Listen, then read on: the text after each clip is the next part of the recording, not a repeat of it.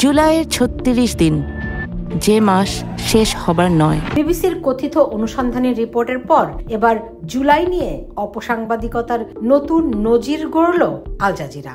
ঢাক ঢোল পিটিয়ে ইউনূস সরকারের প্রপাগান্ডাকেই অনুসন্ধানী সাংবাদিকতার মোড়কে হাজির করেছে আল জাজিরার আই ইউনিট।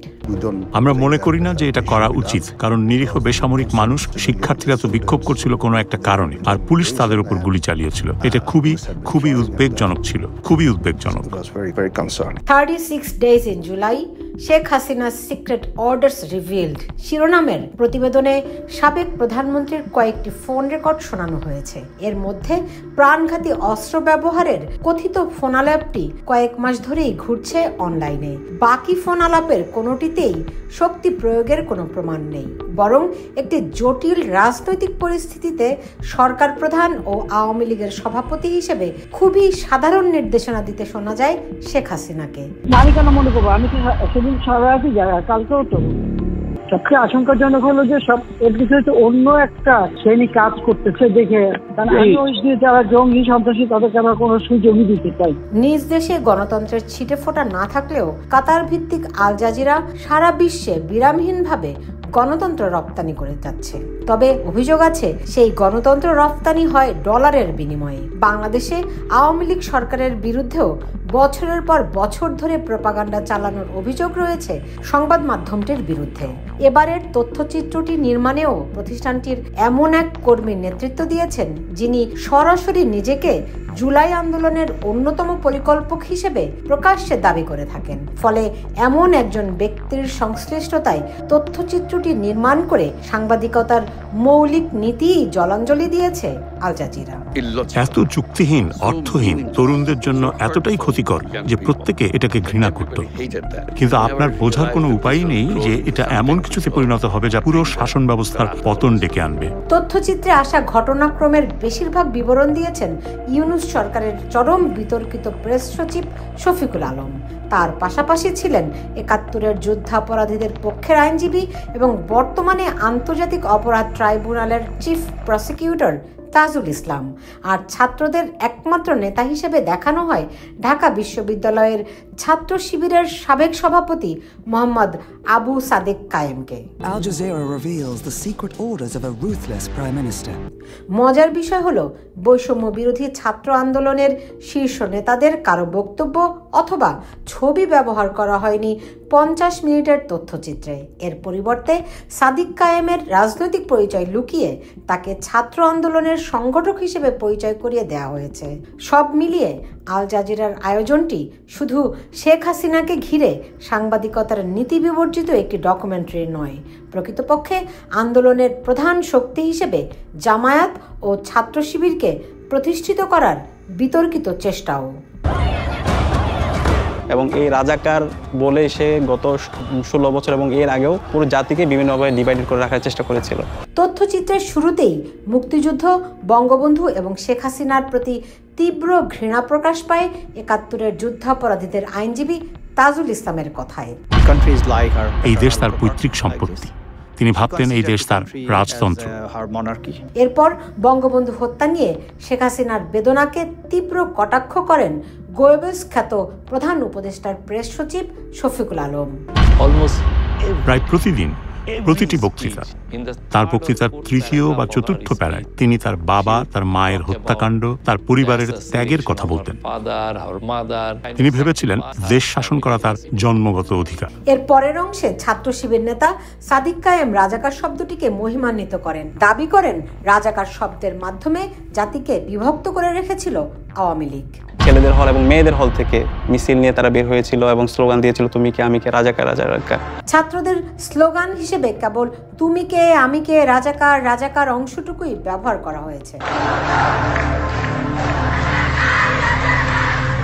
এভাবেই আল জাজিরার তথ্যচিত্রের শুরুতেই জামায়াত শিবিরের রাজনীতি ও রাজাকারের পক্ষে অবস্থান পরিষ্কার হয়ে ওঠে। এরপর ঢাকা বিশ্ববিদ্যালয়ে আন্দোলনের বর্ণনা থেকে যে কারো মনে হবে ওই সময়ের একমাত্র প্রধান নেতা ছিলেন শিবিরের সাদিক কায়েম।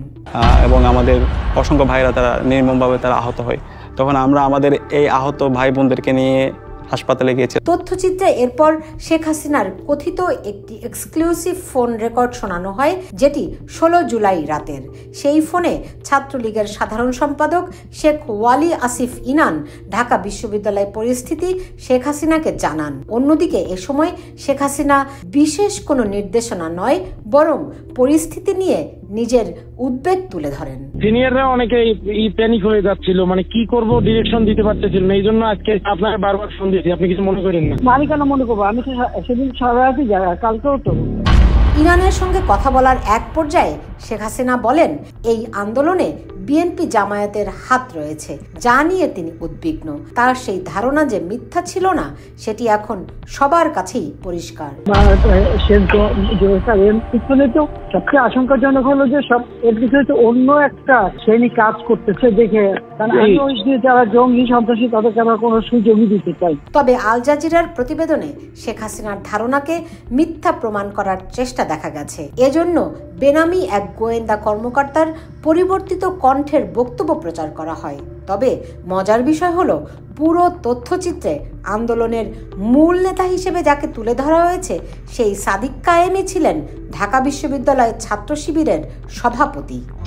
আমি বললাম, স্যার, এই যে রাস্তায় আপনার বিরুদ্ধে লোকজন দেখছেন, এরা সাধারণ মানুষ, এদের অনেকেই কোনোদিন রাজনীতি করেনি।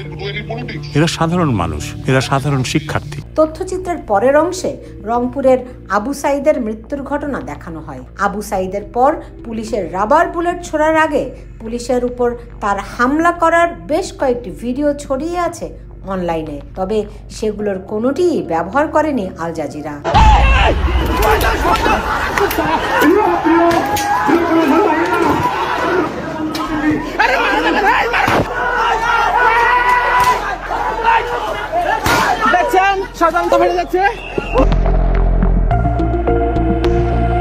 এতে দাবি করা হয়, আবু সাইদের ময়নাতদন্ত রিপোর্ট পরিবর্তন করতে চাপ দেওয়া হয়েছিল। তথ্যচিত্রে এই দাবিটি করেন রংপুর মেডিকেলের ময়নাতদন্তকারী চিকিৎসক ডাক্তার রাজিবুল ইসলাম।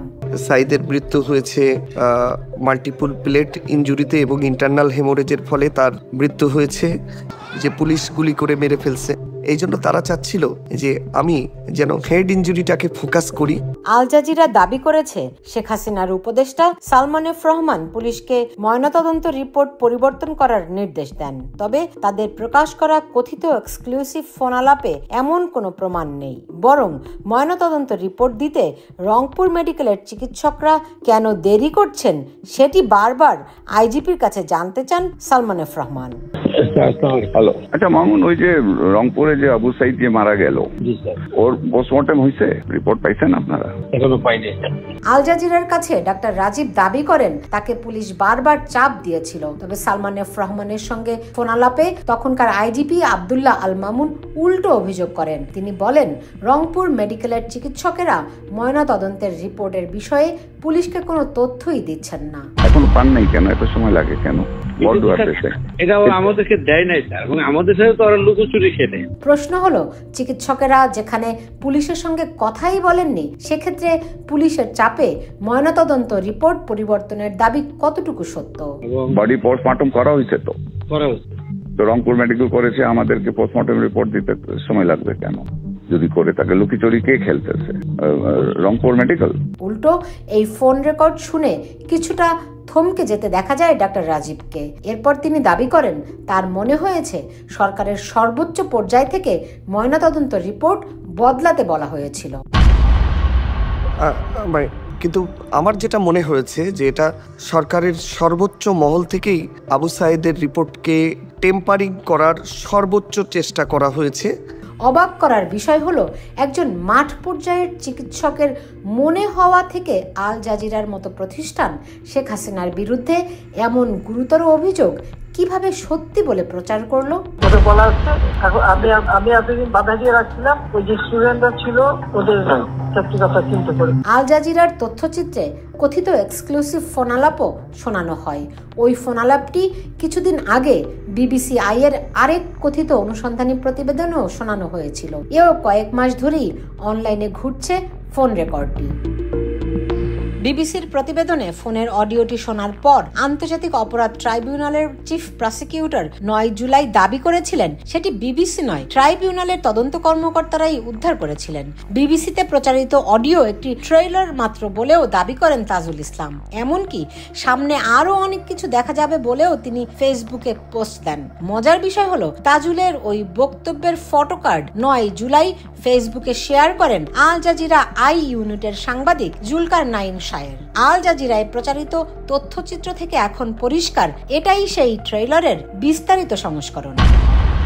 বিবিসির প্রতিবেদন প্রচারের পর তদন্ত সংস্থার নথিপত্র মামলা চলার সময়ে মিডিয়াকে সরবরাহ করার ঘটনায় নানামুখী সমালোচনা হয়েছিল। প্রবাসী সাংবাদিক তাসনিম খলিল ফেসবুকে সে সময় লেখেন, যে কোনো মামলায় ডিজিটাল এভিডেন্সের চেইন অফ কাস্টডি খুবই গুরুত্বপূর্ণ।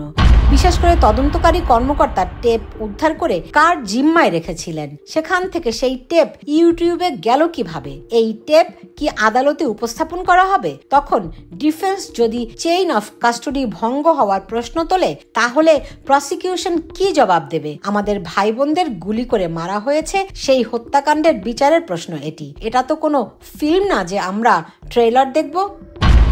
তবে দেখা যাচ্ছে প্রকৃত তদন্ত বা বিচারের চেয়ে মিডিয়ায় প্রচারের দিকেই বেশি মনোযোগী তাজুল ইসলামের টিম। তাদের সরবরাহ করা অডিও বিবিসির মতো আল জাজিরাও প্রচার করছে কথিত অনুসন্ধানের নামে। আবার বিবিসির মতো আল জাজিরাও তথ্যচিত্রের প্রেক্ষাপট আড়াল করতে চেয়েছে। ঢাকা দক্ষিণের তখনকার মেয়র শেখ ফজলে নূর তাপসের সঙ্গে শেখ হাসিনার ফোনালাপটি সত্য হয়ে থাকলেও 18 জুলাই ঢাকা সহ সারা দেশের যুদ্ধাবস্থার কোনো উল্লেখ নেই আল জাজিরায়। অথচ সাধারণ মানের সাংবাদিকতাতেও প্রেক্ষাপট তুলে ধরা অতি স্বাভাবিক ঘটনা। 2024 সালের 18 জুলাই সকালের পরপরই রামপুরায় বাংলাদেশ টেলিভিশন কেন্দ্রের ভেতরে ঢুকে তা জ্বালিয়ে দেওয়া হয়েছিল। নিরাপত্তার দায়িত্বে থাকা পুলিশের একটি দল সেখানে অবরুদ্ধ হয়ে পড়ে। আগুন নেভাতে খিলগাঁও ফায়ার স্টেশন থেকে পানিবাহী গাড়ি বের হলে রাস্তায় সেটি আটকে কর্মীদের মারধর করা হয়। সেদিন পুলিশের আরেকটি দল ব্রাক বিশ্ববিদ্যালয়ের শিক্ষার্থীদের হাতে দীর্ঘ সময় অবরুদ্ধ ছিল। পরে পাশের একটি ভবনের ছাদ থেকে তাদের হেলিকপ্টারের সাহায্যে উদ্ধার করা হয়। ঢাকার বিভিন্ন সরকারি গুরুত্বপূর্ণ স্থাপনায় শুরু হয় হামলা। উত্তরায় ভাঙচুর করা হয় পুলিশ বক্স এবং যাত্রীবাহী বাস। সারা দেশে ছড়িয়ে পড়ে চরম সহিংসতা।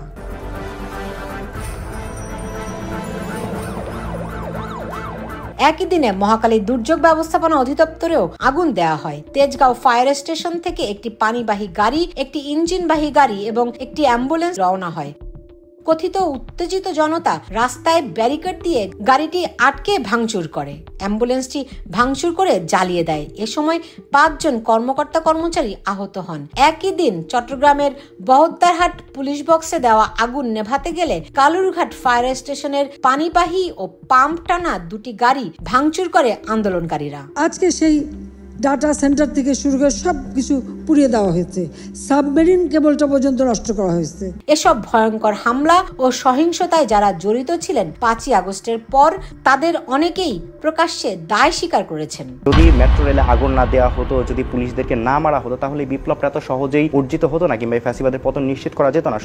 প্রশ্ন হলো, এমন একটি সহিংস প্রেক্ষাপট সম্পূর্ণ আড়াল করে বিবিসির মতো আল জাজিরাও কেন সরকার প্রধানের একটি ফোনালাপকে খণ্ডিত আকারে প্রচার করছে? আর এইভাবে মায়ের কোল খালি হোক এটা আমি চাই না, কারণ আমি তো বাবা মা সব হারিয়েছি, আমি তো জানি বাবার ব্যথা কত কষ্ট। সাংবাদিকতার ন্যূনতম মানদণ্ড না মেনে অনুসন্ধানী সাংবাদিকতার মোড়কে ইউনূস সরকারের প্রপাগান্ডা মেশিনে কেন তারা পরিণত হয়েছে?